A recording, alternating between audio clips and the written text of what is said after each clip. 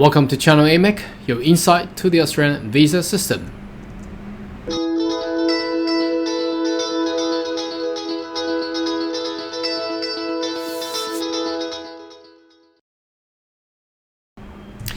G'day everyone, my name is Carl Young, your online YouTube visa consultant. Now, are you interested in migration and visa and also study abroad in Australia? Why not choose to subscribe to our channel and make sure the little bell on the side is ticked and turned on, so once we have all the updates and news or insight, you shall be the first one getting it. Now, today's video, we would like to give you an update what we received from Migration Alliance, which is the migration and visa industry body in Australia, where we get a lot of updates.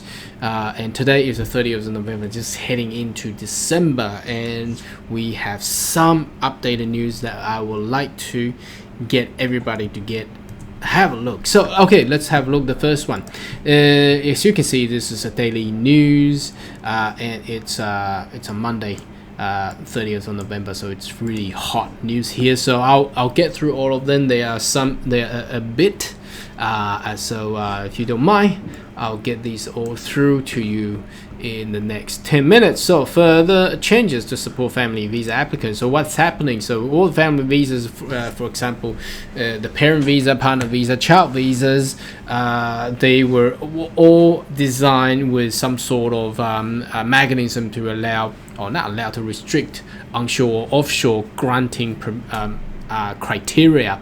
Now, the government of Australia has decided to waive that out. So if you are traditionally required to travel offshore to actually get your visa granted, now due to COVID-19 and thanks to COVID-19, that's no more required. So as you can see here, basically they will make it more flexible, allowing the family visa to have been applied outside to be granted while the visa applicant is in Australia. So that will be affecting about 4,000 applicants, and predominantly they are partner visa applicants. So it's a good news. So if you are waiting for your visa to be granted, but you're doubting about, your agents told you by law you're required to travel out offshore, that's no more requirement. I believe this implementation of new law will be out very soon, so that will be affecting a lot of family visa related clients or visa holders. And plus, the temporary concession visa to remain in Australia, progressive visa, you don't require to be out anymore. So if you're a holder of partner visa, prospective marriage, child visa, adoption, and dependent child visa, there's no more required for you to travel out because there's no flight anyway. Okay, so that's good news for a lot of people. Now, the next one is the further concessions for COVID-19. So previously, they were only open for the business, innovation, and investment visa holders to actually be able to travel in and out of Australia. Now they are adding more categories in there. So we now have skilled regional, subclass AA7, safe haven enterprise 790, and the temporary graduate. I think this is the most important one because a lot of graduate students last year has been affected due to COVID-19, and they were currently offshore outside of Australia, but they are eligible to actually apply for 485. So once you get your 485 granted, there's no more bar. As long as you can fly, you'll be able to travel back into Australia. And there's a further concession for family. I think this is duplicate of the previous news article there. So basically telling you there's a concession for partner, prospective marriage, dependent visa. So as long as your visa category is under family, you will be able to travel in and out of Australia. So that's basically what it's trying to say. Now the next one is about South Australia. So South Australia basically telling everybody that, look, the federal government, the Department of Home Affairs, has not allocated any quota to my state, to South Australia, but that in fact it's all the state and territories. So that's why we haven't provided you any updates of what sort of criteria, onshore, offshore, for each state and territory. We haven't got any detail because it's not on anyhow. So they are urging the applicant to lodge EOI, but the actual process is pending. It won't work anyway. Okay, so that's for South Australia, and it's the same as in Victoria. But Victoria, due to their heavy dose on the virus, they've been affected for the past 6 months. They are looking to boost the economy by prioritizing the SIV, subclass 1AA visa. So if you're looking to large business innovation visa, business investment visa, maybe consider SIV if you have Aussie dollar of 5 million in hand somewhere, and obtain legally, of course, lawfully. That will possibly be one way to go. So that's Victoria.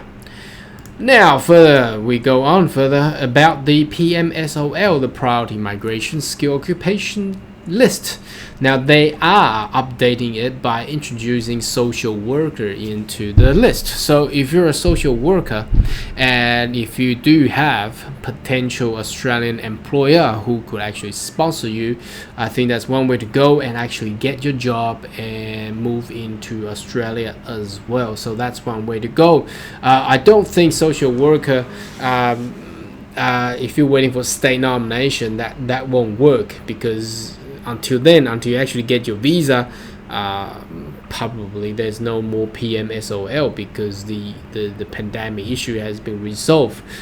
Reason why? The processing time of state nomination is taking quite a while. Okay, now next one is about Victoria as well, because during the lockdown or the past few months, there has been a lot of applicants being affected. They cannot actually attend their IELTS test in seek of getting a English required result for them to actually lodge the 1A6 or 1A7 visa. So now they are boosting it. They are putting a prioritization on the IELTS booking for all the Victorian IELTS test seekers. So watch out for that one if you need IELTS result.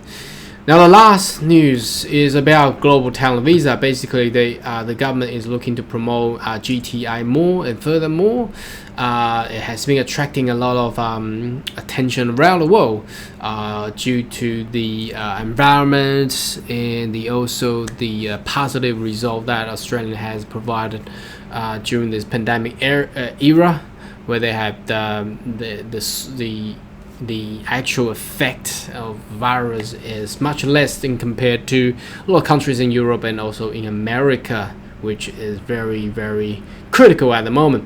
So GTI, if you hold any background in these categories: AgTech, space and advanced manufacturing, fintech, energy, mining technology, medtech, cybersecurity, quantum information, advanced digital and data science, and ICT, perhaps you may seek a GTI pathway, and with the condition that you are required to demonstrate that you have been receiving salary greater than or at least Australian dollar of 150,600 annually. So if you got that, plus you are required to get an Australian nominator who is prominent in the field of your discipline, then GTI is great, because that gets you a permanent residency straight away, and there is no age requirement, and there is no English requirement as well. But the bar here is quite high, but I can see there's a lot of people will be eligible to actually lodge this visa. Okay, so that's for the news update for this week. Should you have more query or whatever question you have, make sure you leave a comment right down below, and make sure you subscribe to our channel, so we will provide you all the insights and information, and we respond to your inquiry in time. Thank you for watching. I'll see you next time. Goodbye.